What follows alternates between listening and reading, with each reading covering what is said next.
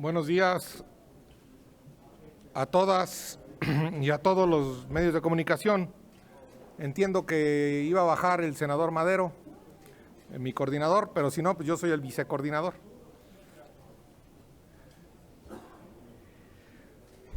Quiero significar esta mañana el discurso y la actitud de la presidenta de la Suprema Corte de Justicia de la Nación, la ministra perfectamente titulada, egresada de la UNAM, Norma Piña, y felicitarla por su labor de independencia, por su garantía de imparcialidad y por su compromiso con la Constitución y con el derecho que manifestó en el aniversario de la Constitución en Querétaro.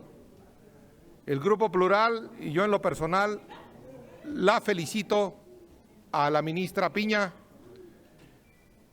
Nos hace sentir orgullosos y hace realidad que el poder en México para su ejercicio está dividido en ejecutivo, legislativo y judicial.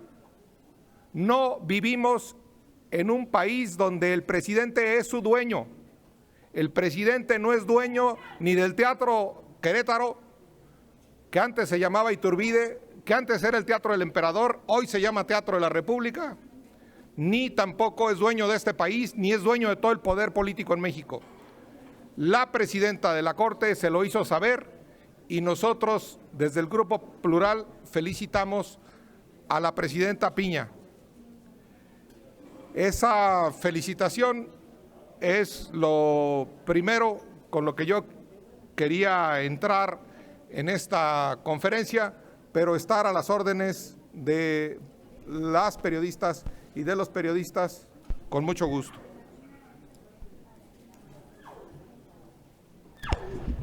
Gracias, senador. Pasaríamos entonces a las preguntas de los medios de comunicación. La primera pregunta es de Araceli Rivera, del financiero Bloomberg, que se la envía vía remota y la cual dice así. La defensa a Laida Sansores, a pesar de los actos ilegales que comete en contra de otros políticos y como el presidente minimiza todo lo que exponga a sus colaboradores. También, Laida Sansores es la nueva señora de las ligas, como lo fue Bejarano en su momento.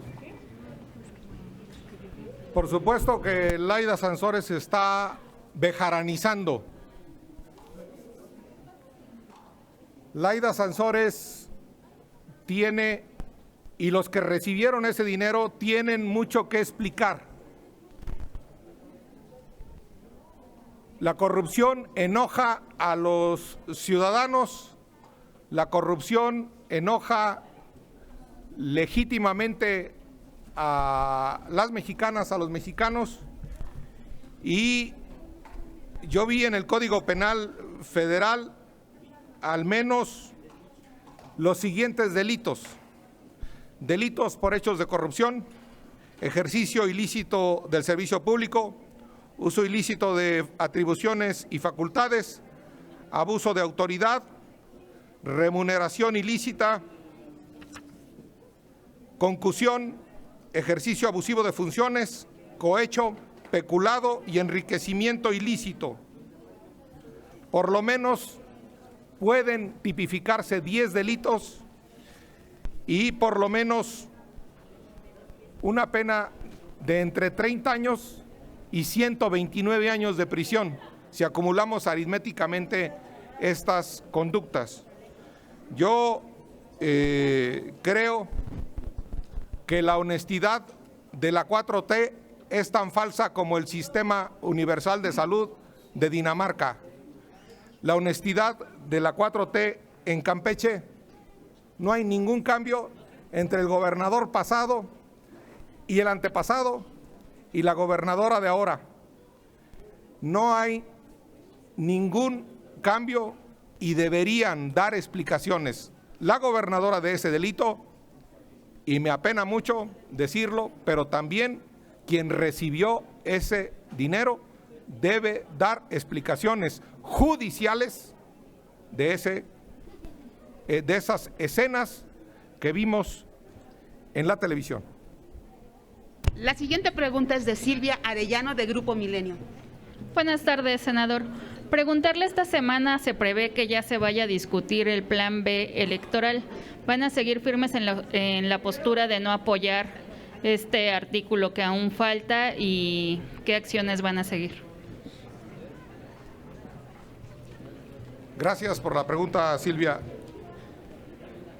Por supuesto que nos preocupa que salga adelante el Plan B, porque lastima, porque despanzurra el servicio profesional del INE, porque yo insisto en que el sufragio efectivo en el que creyó Francisco I. Madero tiene dos caras. Una cara es que ese sufragio sea libremente emitido, condiciones previas de equidad en la contienda, y otro es que sea profesionalmente contado, una vez emitido, que sea profesionalmente contado, que no lo cuente cualquiera, ni como sea, ni al aventón, ni a la mediocridad de la 4T a la que nos tiene acostumbrados, sino que se cuenten los votos profesionalmente. Esa garantía está poniéndose en entredicho. Ya se puso en entredicho la garantía constitucional de libre emisión, ya se puso en entredicho con lo de la propaganda, con lo de permitir a los gobernantes entrar en campaña. Entonces, el Plan B es un riesgo y el Plan C, con jueces imparciales, lo vamos a ganar contundentemente en los juzgados de distrito, en los tribunales colegiados y en la Suprema Corte de Justicia, donde será defendida nuestra democracia. Entonces, el Grupo Plural, sí, por supuesto, absolutamente en contra de despanzurrar el servicio profesional del INE. ¿Considera que Morena lo que está tratando de hacer al no discutir, como se había dicho luego, este Plan B, es evitar que la Suprema Corte pues pueda ver lo de las acciones de inconstitucionalidad? Morena quiere un río revuelto en el 24. Y a río revuelto, ganancia de pejelagartos. Eso es lo que quiere en el 2024 con el Plan B del INE. No tenía por qué moverle a elecciones que han ganado ellos en río calmado, en río democrático, en río en su cauce. Ellos quieren el desorden, el desmán electoral, el conflicto. Tenemos un presidente pleitero. Gracias, senador. Claudia Flores Barreto, de N+.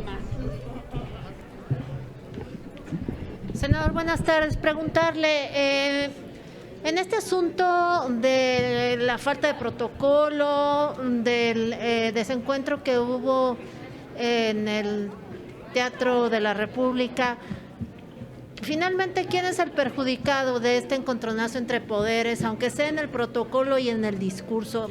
¿Podría llegar a afectar aún más o podría, por el contrario, beneficiar en alguna forma?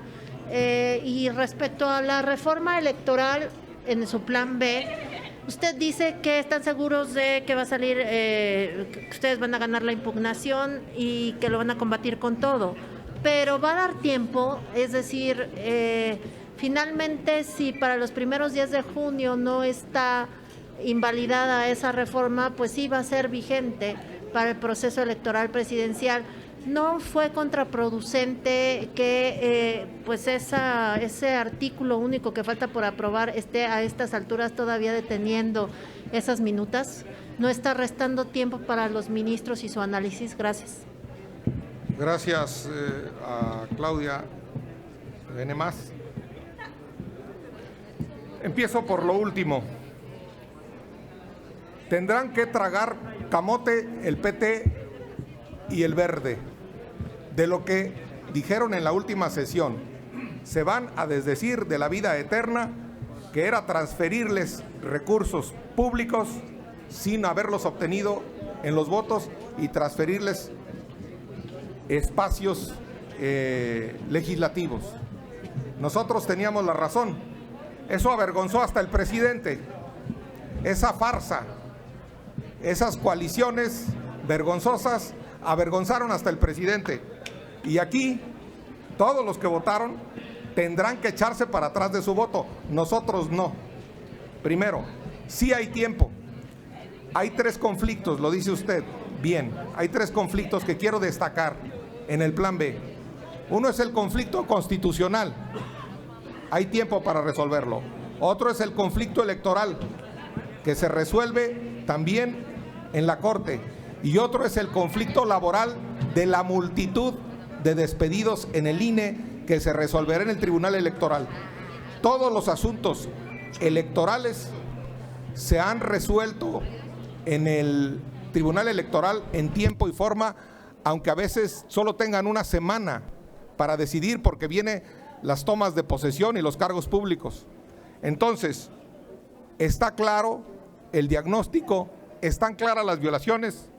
El senador Monreal habló hasta de 21 bloques de violaciones a la Constitución. Pues está clara las violaciones a la Constitución, hace falta aplicarlas. Yo estimo que hay absolutamente tiempo para que el Plan C corrija este atentado a nuestra democracia. El presidente nos sugirió leer a Marx. El 18 brumario de Luis Bonaparte es un golpe de Estado en Francia, o más bien dicho, 2 golpes de Estado. Se están organizando los de Morena un 18 brumario, un golpe de Estado, si el plan sale adelante. Que conste que fue el presidente el que nos dijo que leyéramos a Marx, pues yo ya le hice caso y están organizando un 18 brumario de Luis Obrador Bonaparte. Y finalmente, no gana México con lo del protocolo. El ganador, el gran perdedor es México. Y el ganador, si hay ganador, ahí estaba. Todos lo vimos. Otra vez es el militarismo. El militarismo que entró al Teatro de la República, el militarismo que está a un lado del presidente y que en el río revuelto de la pregunta que me hicieron van a necesitarlo al militarismo. El militarismo estaba perfectamente sentado en los lugares de honor en una ceremonia de Estado, cuando deberían estar Armenta, que está calladito como momia, Santiago Krill, la ministra Norma Piña y por supuesto en el centro el presidente de la República. Pero bajo ninguna circunstancia veo bien que los militares sigan ganando terreno en las ceremonias de Estado y en el metro de la Ciudad de México. Mayolo López, de Grupo Reforma, le escribe: ¿En qué tesitura se halla Felipe Calderón Hinojosa tras las varias acusaciones que arrastra García Luna? ¿Debería dar la cara? Yo digo que lo cite la Fiscalía General de la República, si es que existe Fiscalía General de la República en este país. Que lo cite ya de una vez, que lo traigan. Trajeron a Moreira de España, si allá anda, que lo citen, para dejar. No se puede estar el Estado acusando a periodicazos. Y por cierto, mi solidaridad absoluta y plena con el Universal. Sé que le estoy respondiendo a Reforma, pero con el Universal, 100% mi solidaridad plena con el Universal, porque en el juicio en Estados Unidos se está calumniando al Universal y a mucha gente, pero que lo citen. Si tienen alguna prueba, que citen al presidente, la fiscalía, si es que hay fiscalía en este país, porque lo están juzgando allá. Me gustaría que la confianza que le tiene el presidente al juez Brian Cogan de Nueva York sea la que le tenga a Norma Piña aquí en México. Me gustaría que las cartas credenciales que tiene en Cornell Law University Brian Cogan, esas cartas credenciales académicas intachables, las tenga Yasmín Esquivel en México.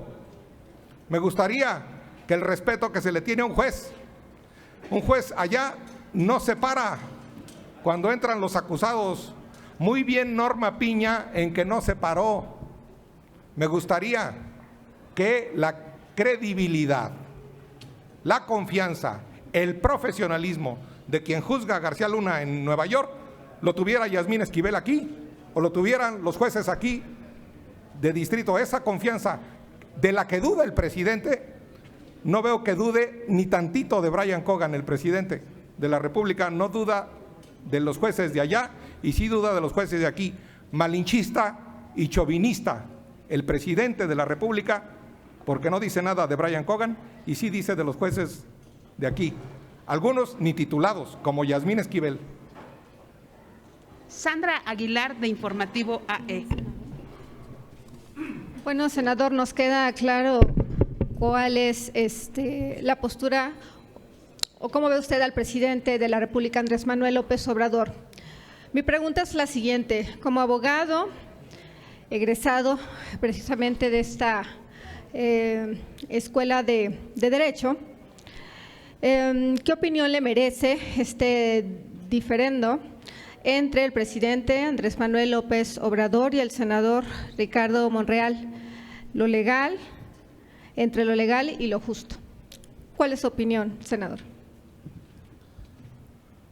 Bueno, que el respeto al pleito entre Monreal y López Obrador es la paz. Allá ellos y su pleito. Yo puedo tener mi opinión.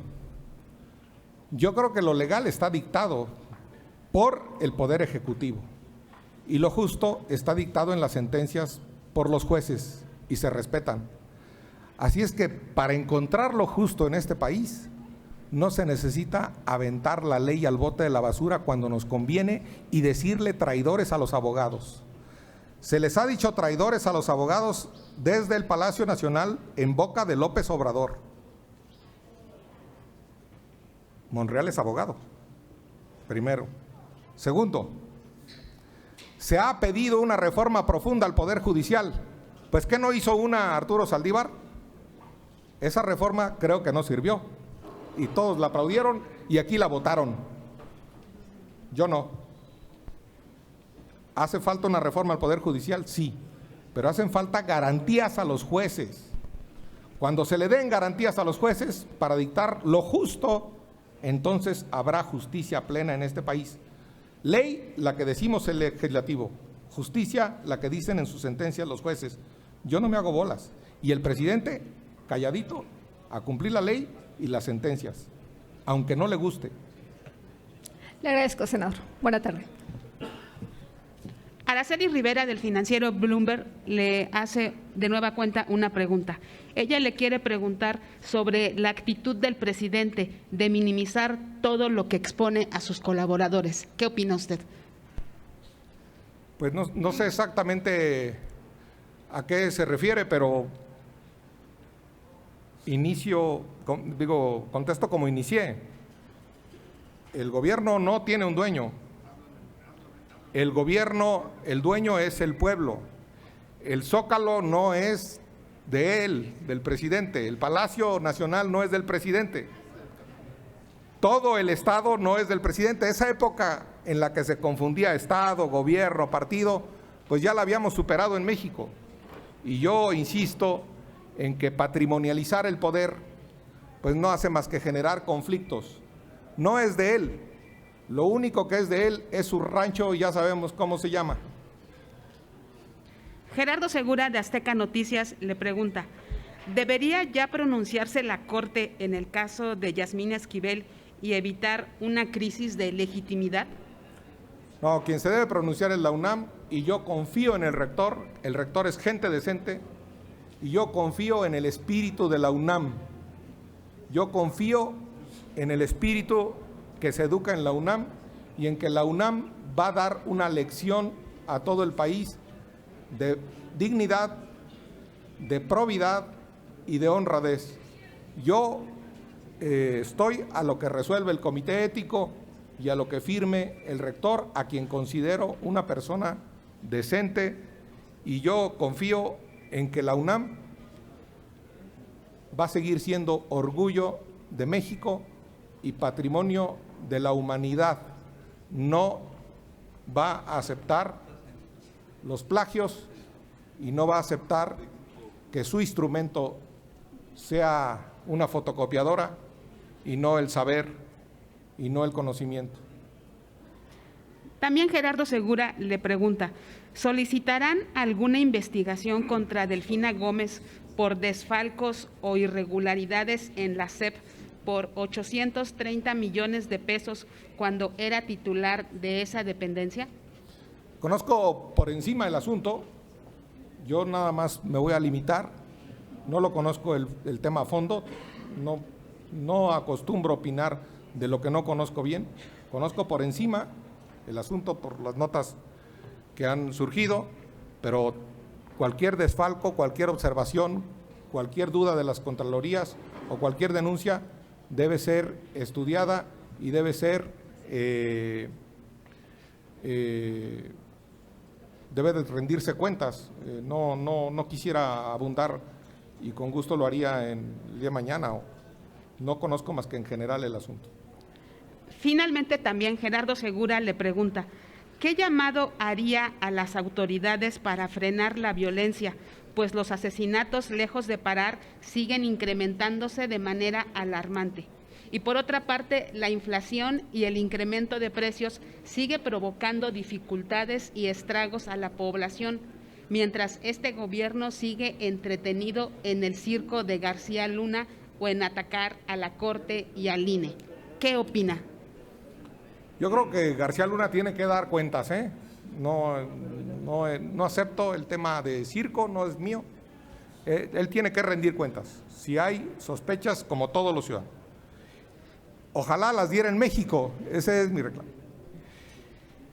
Y ojalá en este país y en las mañaneras el eje sean las víctimas, el eje de la lucha contra el crimen, no los dichos de los criminales.